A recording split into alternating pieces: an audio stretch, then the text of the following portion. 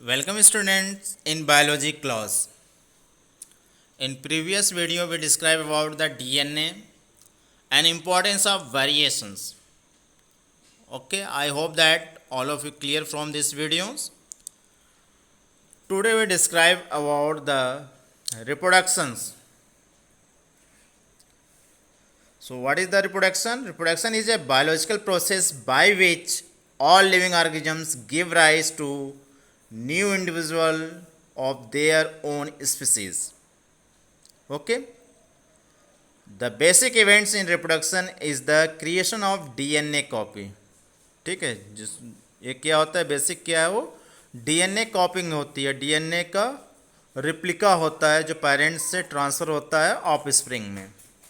तो रिप्रोडक्शन क्या है? Reproduction is a biological process in which transfer of inheritance traits from parent to the offspring. Okay, so why we choose the reproduction topic? Because through which we know about the different process, how can the organism reproduce and how can the maintain of species on the earth surface. Okay, तो इस video के द्वारा हमको clear हो जाएगा कि organism reproduction किस तरह से करते हैं और सरवाइव करने के लिए किस तरह का रिप्रोडक्शन ऑर्गेनिज्म में होता है. Okay, normally we discuss about that there is reproduction are two types, asexual reproduction and sexual. Everyone know about the type of reproductions? There are two type of reproduction occurs. One is the asexual reproduction, another is the sexual reproduction. What is the asexual reproductions? When a single parent is involved in the formation of new individual without the fusion of gametes is called the sexual reproduction. Means that is formation of new offspring without involvements of gamete or without fusion of gametes is called the asexual reproduction. That is clear. और sexual क्या होता है? Sexual that is required the two parents and involve them, means there is the fusion of gametes occur and they form new organisms. This process is known as the sexual reproduction. तो asexual sexual में different क्या है? Clear हो गया. asexual में without fusion gamete के new organism का development होता है, जबकि सेक्सुअल में after fusion of gamete that is formation of new individuals. asexual में सिंगल ऑर्गेनिज्म की रिक्वायर्ड होता है, single parent that is capable for the survival, means that is produce. But in case of sexual reproduction that is required two parents. Okay, तो in case of asexual reproductions there are different process occur in organisms. The occurs inside the asexual reproduction, just like वाला है आपका fissions means विखंडन. Second one is the budding process in which that is formation of buds. Third one regeneration process. Fourth one spore formation. Fifth one vegetative propagations, and last one that is the tissue cultures. The first five process, that is the asexual process in which that is developed the new organisms without involvements of gametes. Clear? Let us discuss one by one. First one is the fissions. The fission there are two types. Fusion means क्या होता है? विखंडन. ठीक है, means splitting. So in case of fusion they are two types. One is the binary fusion, another is the multiple fusions.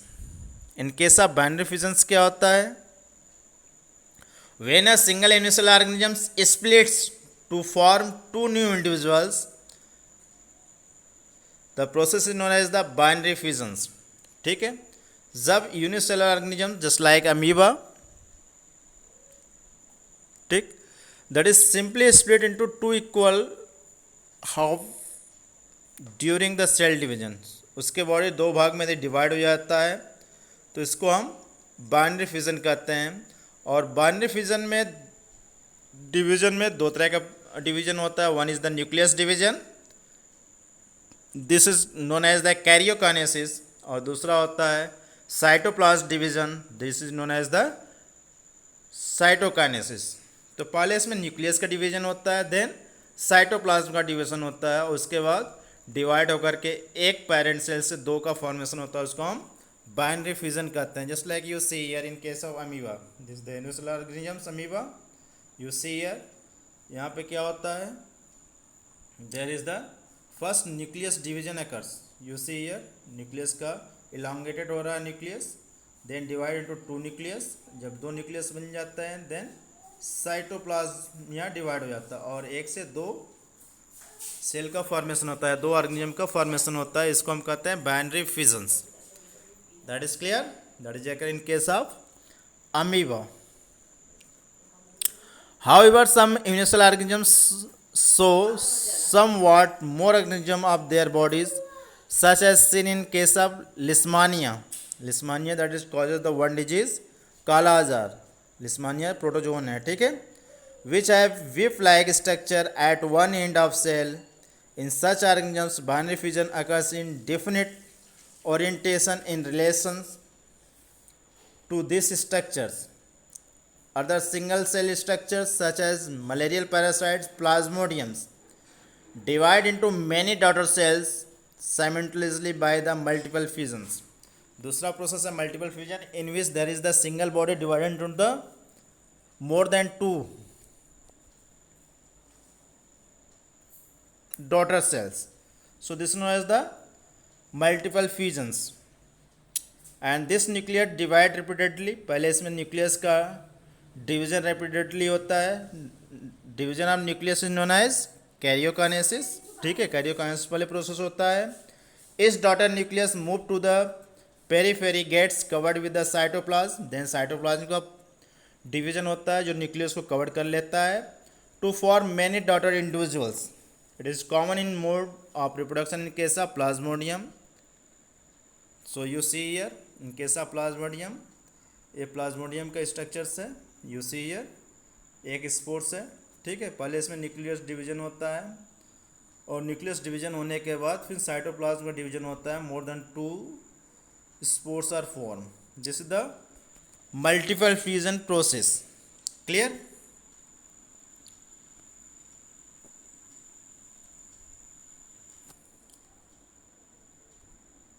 Second process में आइए आप, budding process. Budding, what is the budding? There is the bud like structure that is appear on the parent bodies, and during the favorable condition they are detached from parent bodies that develop into the new organisms. Such process is known as the budding.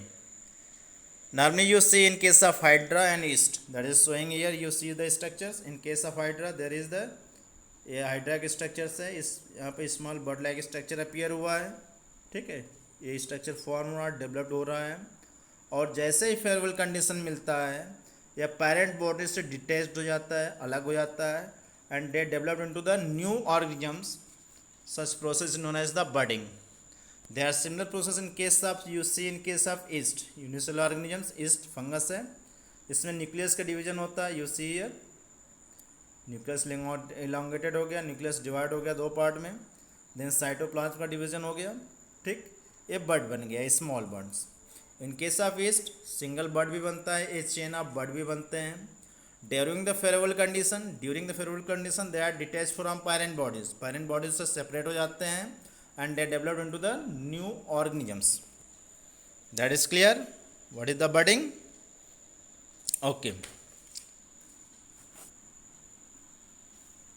Next process में आइए, in case of asexual reproductions, that is the spore formation. It mostly occurs in fungi and bacteria. Fungus और bacteria में maximum देखने को मिलता है।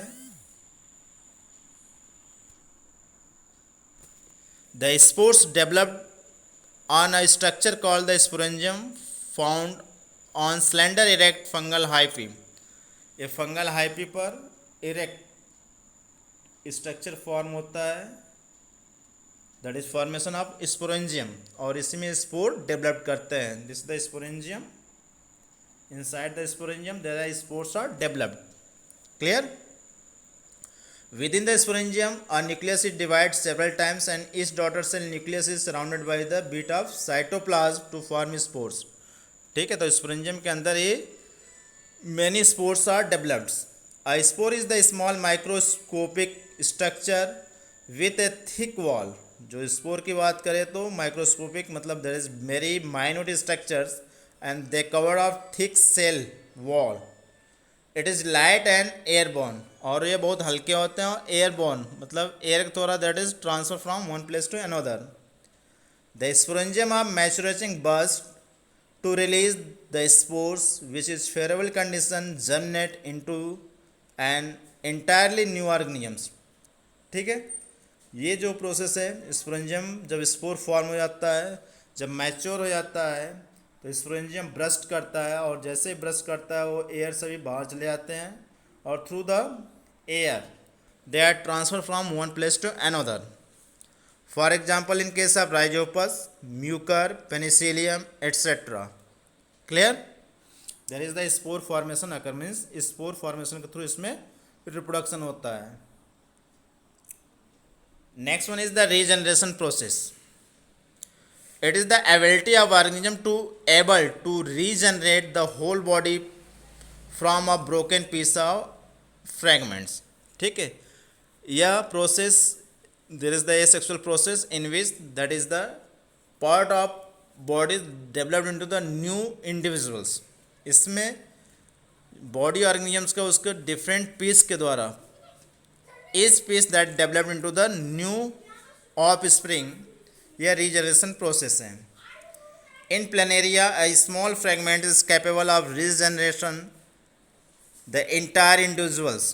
Planaria में उसके छोटे से पार्ट से ही पूरे के पूरे बॉडी का डेवलपमेंट हो जाता है. Regeneration can also observe in hydra sponges and spirogyra, इन सब में भी प्रेजेंट होता है. You see in case of planaria, यह प्लेनेरिया स्पीसीज है, इसको 3 भाग में कट कर दिया गया. इस बॉडी पार्ट से दे developed into the new planaria species, मतलब 1 से 3 भाग में हम डिवाइड कर दिए हैं. इस 3 से 3 न्यू प्लेनेरिया का फॉर्मेशन हो गया. इसको हम रीजनरेशन प्रोसेस कहते हैं. That is clear? Okay. Next process है आपका fragmentation. Fragmentation is asexual process in which that is the whole body divided to the different fragments and इस fragment is responsible for the formation of new offspring. Okay, just like you see in case of spirogyra, ये spirogyra के structures हैं. यहाँ small ये cellular structures है, fragments हैं. ये fragment divide हो जाता है.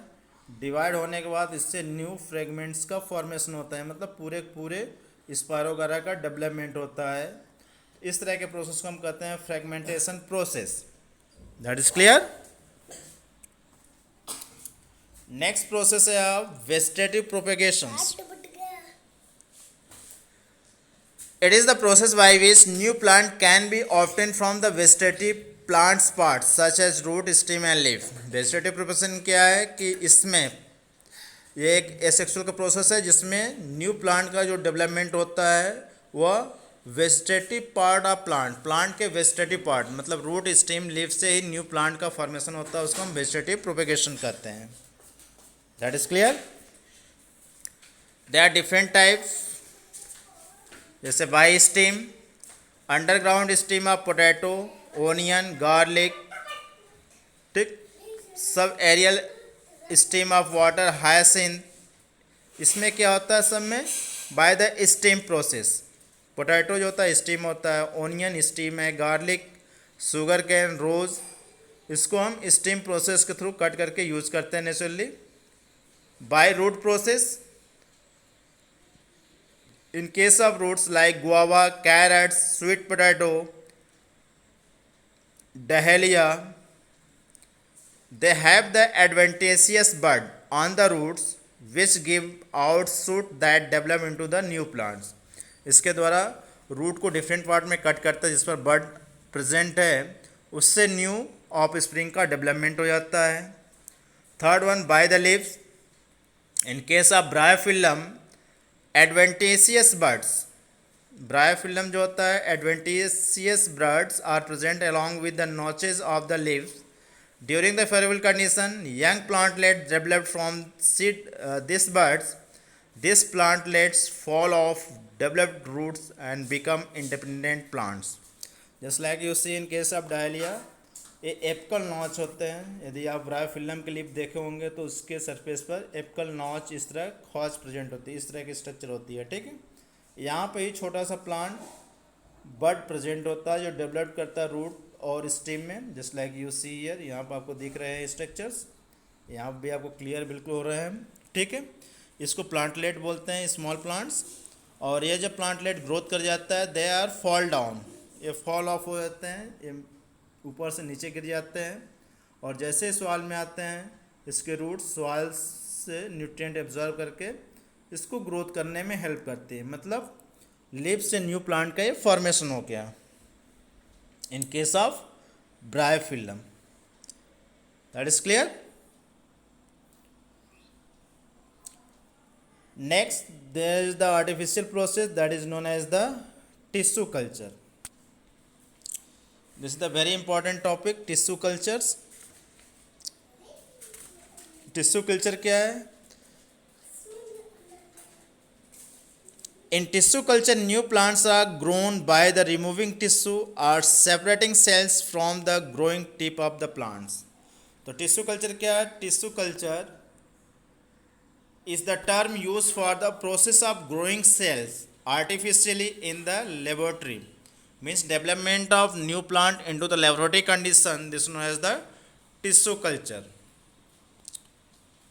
Plant tissue cultures में क्या करते हैं? There is the technique of growing plant cells, tissues and organ in the artificially prepared nutrient medium under the aseptic conditions. ठीक है, तो प्लांट टिश्यू कल्चर में हम प्लांट के टिश्यू सेल को ग्रोथ करा के न्यू प्लांट में ग्रोथ कराते हैं सुटेबल कंडीशन में. What is the requirement of tissue cultures? Appropriate tissue, मतलब एक्स प्लांट की रिक्वायर्ड होती है. अब टर्म आता है what is the explant? The part of plant which are free from microorganisms, pathogens. Plant का वो भाग जो पैथोजन, बैक्टीरिया या माइक्रो ऑर्गेनिज्म से फ्री फ्रॉम हो, उसको हम एक्स प्लांट कहते हैं. टिश्यू कल्चर में नॉर्मली इसी का हम यूज़ करते हैं, एक्स प्लांट का.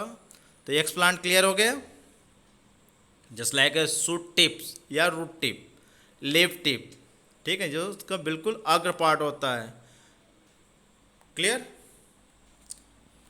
सेकेंड है a suitable growth of mediums. इसके लिए मीडियम की रिक्वायर्ड होती है जिसमें ग्रोथ कराते हैं. Growth of regulators, hormones, that is also required here. Aseptic condition means स्ट्राइल condition, क्योंकि इसमें हम वही न्यूट्रिएंट मीडियम यूज़ करेंगे जो स्ट्राइल कंडीशन हो, क्योंकि नॉर्मली यदि और न्यूट्रिएंट यूज़ करेंगे तो उसमें फंगल इन्फेक्शन होगा. फंगल इन्फेक्शन से प्लांट को अफेक्ट करेगा. Okay. So in case of tissue cultures,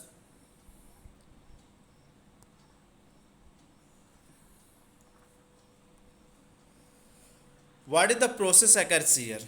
कैसे ये डेवलप करता है? तो you see there is one simple process. ये आपको कैरेट दिख रहा है, ठीक है. You see here carrots. इसके टिप को छोटा सा पार्ट हम ले लिए हैं, सेल पार्ट को, एक्स प्लांट को. तो एक्स प्लांट क्या हो गया? Everyone know about the what is the explant. Explant means that is the part of plant which are free from pathogens. इस पार्ट को हम लेकर के पहले क्या करते हैं? अल्कोहल से वॉश करते हैं. वो अल्कोहल से वॉश क्यों करते हैं? क्योंकि कोई यदि माइक्रो ऑर्गेनिज्म प्रेजेंट है तो उसको किल करने के लिए यूज़ करते हैं. ठीक है. उसके बाद उसको जो एक्स प्लांट है they are wash with the water. इसमें पूरा दिया नहीं, मैं आपको एक्सप्लेन कर रहा हूँ, उसको ध्यान से सुनिएगा. ठीक है. वाटर से उसको वॉश कर लेते हैं. Then kept inside the nutrient medium. इसको हम न्यूट्रिएंट मीडियम में फिर डालते हैं एक्स प्लांट को. ठीक है. Nutrient medium that is responsible for the growth of cell, जो ग्रोथ में हेल्प करेगा सेल को. Near about 10 to 15 days there is undifferentiated mass of cell that is growth. This known as the callus. Callus का formation होता है. Callus क्या होता है? अनडिफरेंशिएटेड ग्रोथ ऑफ सेल, मतलब जिस सेल का ग्रोथ बहुत रैपिडली होता है लेकिन उसका कोई शेप साइज नहीं होता, ठीक है। उस सेल को निकाल लिया जाता है कैलस को, उसको जितने प्लांट के रिक्वायर्ड होते हैं उतने भाग में आप उसको कट कर लीजिए, ठीक है। They again kept inside the another nutrient medium in which that is contain the hormones. अब इसको दूसरे मीडियम में रखते हैं जिसमें हार्मोन भी प्रेजेंट हो। हार्मोन में दो hormone that is responsible for the shoot and root apex, know about them, पढ़ाए थे आपको, याद होगा तो। कौन सा है? Cytokinin and auxin.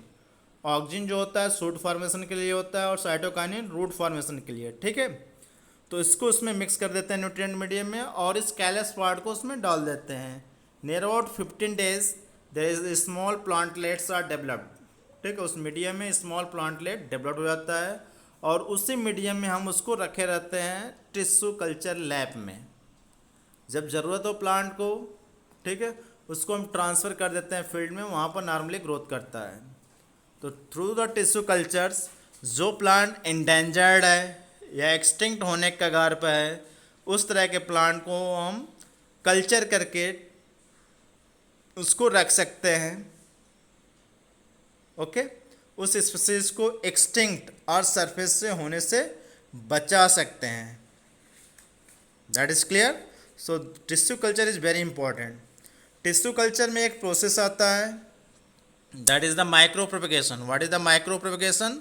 Means developed of 1000 plant from a single cells. एक सेल से 1000 सेल का फॉर्मेशन होना या 1000 प्लांट का डेवलपमेंट कराना, this known as the micropropagation. What is the importance of tissue cultures? इसका इम्पोर्टेंस क्या है? Those plant which are grow through from the tissue culture they are disease free. वो plant क्या होंगे? Disease free होंगे, उस पर कोई डिजीज अफेक्ट नहीं करेगा, okay. Second thing that is the rapidly growth of species. Species जो प्लांट की रिक्वायर्ड है, बहुत कम समय में ही हम ज़्यादा से ज़्यादा प्लांट को ग्रोथ करा सकते हैं। That is clear, okay. So this the different process of asexual reproduction. Clear? Thank you for watching the video. Thanks.